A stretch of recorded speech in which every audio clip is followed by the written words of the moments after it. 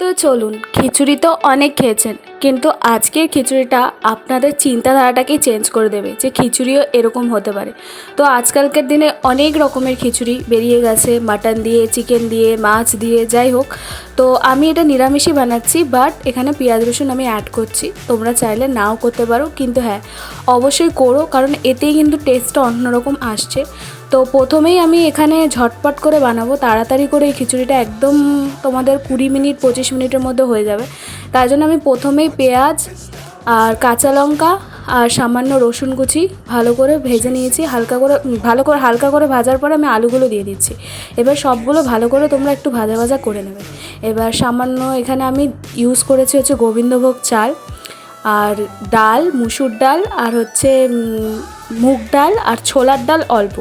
তো প্রথমে আমি ডালগুলো দিয়ে দিচ্ছি। মুগ ডালটা একটু ভেজে রাখা ছিল।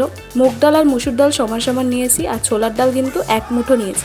বেশি তোমরা আবার ছোলার ডাল দিও না, তাতে কিন্তু আরও বাজে হয়ে যাবে। চালটা আমি এখন দিচ্ছি না, চালটা একটু পরে দেবো। তো ডালটা দেখছো একদম দিয়ে ভালো করে ভাজা ভাজা করে নেবে, সুন্দর একটা টেস্ট আসবে তাতে। কিন্তু তোমরা অবশ্যই এই খিচুড়িটা বাড়িতে বানিয়ে দেখো। আমি অনেক দিন চ্যানেলে তোমাদের জন্য ভিডিও আনতে পারিনি, ভিডিও তোলা ছিল কিন্তু সমস্ত এডিট করে আপডেট করার মতো টাইম পাচ্ছিলাম না। যাই হোক, আমি এবার দিয়ে দিলাম এখানে একটু বেশি করে আদা বাটা। আদা বাটা তো কম্পালসারি জানো।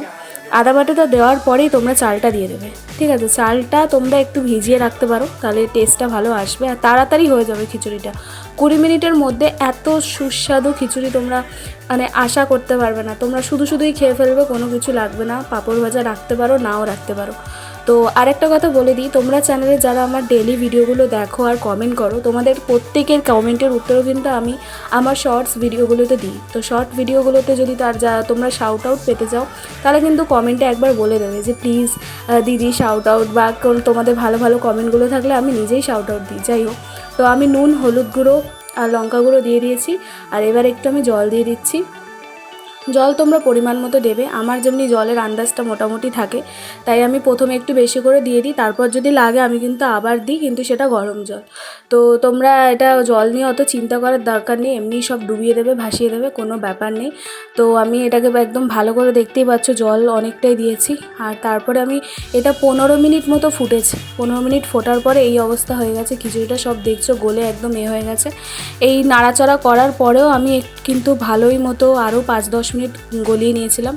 আর তোমরা যখনই খাবে এটা সার্ভ করবে, অবশ্যই একটু ঘি দিয়ে সার্ভ করবে। আমি কিন্তু এটা ঘি দিয়েই সার্ভ করেছি। এটা মোটামুটি 25 থেকে 30 মিনিটের মধ্যে হয়ে গেছে খিচুড়িটা। আর তোমরা বাড়িতে বানাবে, যারা অলরেডি খেয়ে নিয়েছো কমেন্ট অবশ্যই করবে, আর যারা বানাবে তারাও কমেন্ট করবে। তোমাদের জন্য কমেন্টের বক্স খোলা। Bye bye.